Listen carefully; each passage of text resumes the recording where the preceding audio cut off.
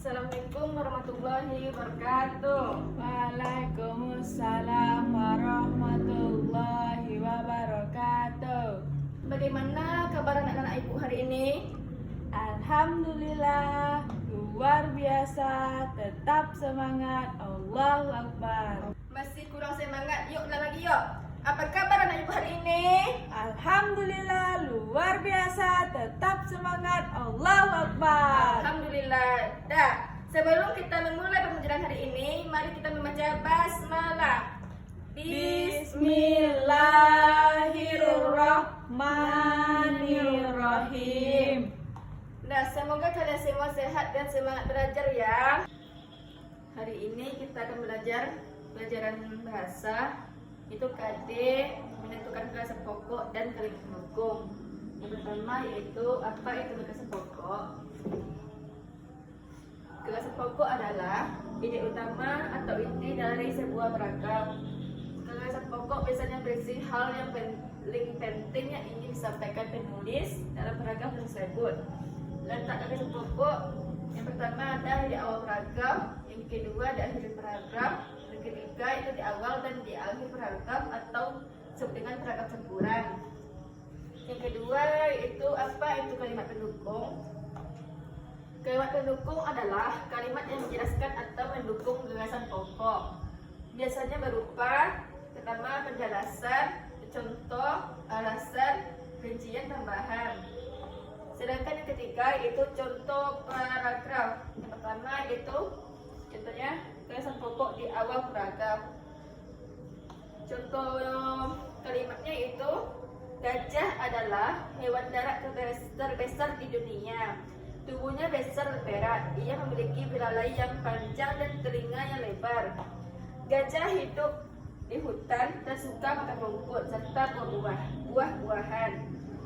Gagasan pokoknya itu di awal paragraf itu gajah adalah hewan darat terbesar di dunia. Sedangkan kalimat pendukungnya itu tubuhnya besar dan berat. Ia memiliki belalai yang panjang dan telinga yang lebar. Gajah hidup di hutan. Contoh paragraf yang kedua yaitu gagasan pokoknya itu terletak di akhir paragraf. Tubuhnya besar dan berat. Ia memiliki belalai yang panjang dan telinga yang lebar. Gajah hidup di hutan dan suka makan rumput serta buah-buahan. Gajah adalah hewan darat terbesar di dunia. Gagasan pokoknya adalah ini, gajah adalah hewan darat terbesar di dunia.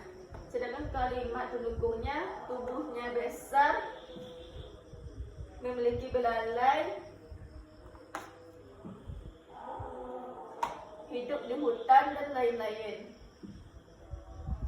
Yang keempat itu kita masuk cara menemukan gagasan pokok. Yang pertama itu langkahnya baca beragam dengan teliti. Yang kedua kita temukan kalimat yang paling penting yang jadi intinya. Yang ketiganya itu lihat kalimat lain apakah hanya memberi contoh atau penjelasan. Kalau iya itu berarti kalimat sebelumnya adalah gagasan pokok. Maksudnya kelima yaitu latihan sederhana. Bacalah paragraf ini dan temukan gagasan pokoknya. Matahari terbit dari arah timur. Matahari sangat penting bagi kehidupan di bumi. Matahari membantu tumbuhan membuat makanan. Tanpa matahari bumi akan menjadi gelap dan dingin. Kalau kita temukan gagasan pokoknya yaitu matahari sangat penting bagi kehidupan di bumi. Sedangkan kalimat pendukungnya matahari terbit dari timur, membantu tumbuhan membuat makanan. Bumi akan gelap tanpa matahari.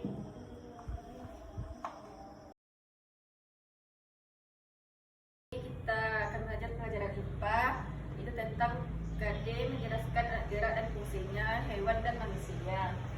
Yang pertama yaitu apa itu alat gerak? Alat gerak adalah bagian tubuh yang digunakan makhluk hidup untuk bergerak. Gerak sangat penting agar makhluk hidup bisa berpindah tempat, mencari makanan, menghindari bahaya atau beraktivitas sehari-hari. Yang keduanya itu alat gerak pada hewan. Hewan memiliki alat gerak yang berbeda-beda tergantung jenis dan tempat hidupnya. Ada 2 jenis gerak pada hewan. Yang pertama itu alat gerak aktif, disebut juga dengan otot. Yang kedua itu alat gerak pasif, disebut juga dengan rangka dan tulang. Contoh alat gerak pada hewannya yang pertama itu ikan. Ikan sirip dan ekor untuk berenang. Yang keduanya itu burung, sayap dan kaki untuk terbang dan bertengger. Yang ketiganya itu hewan kucing, kaki dan otot untuk berjalan dan melompat. Yang contoh yang terakhir itu ular, otot tubuh untuk merata. Yang ketiga itu alat gerak pada manusia. Manusia juga memiliki alat gerak pasif dan aktif. Alat gerak aktif disebut juga dengan otot, alat gerak pasif disebut juga dengan tulang.